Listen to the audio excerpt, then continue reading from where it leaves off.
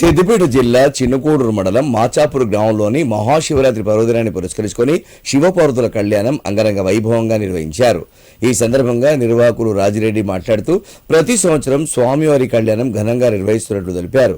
ఈ ప్రాంతమంతా సుభిక్షంగా ఉండాలని శివాలయంలో ప్రత్యేక పూజలు నిర్వహించినట్లు తెలిపారు.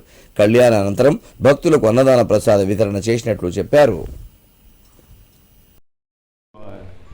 మాచాపూర్ రామలింగేశ్వర దేవాలయంలో ప్రతి సంవత్సరం శివపార్వతుల కళ్యాణం జరుగుతుంటుంది.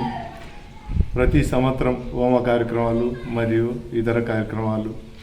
మాచాపూర్లో పంటలు మంచిగా పండాలని, అందరూ సుభిక్షంగా ఉండాలని, ఈ యొక్క కళ్యాణం సందర్భంగా దేవుని యొక్క కృప మాచాపూర్ గ్రామ ప్రజలందరికీ ఉండాలని ఆ భగవంతుని వేడుకొనిచుంటూ మాచాపూర్ గ్రామ ప్రజలందరికీ శివరాత్రి శుభాకాంక్షలు.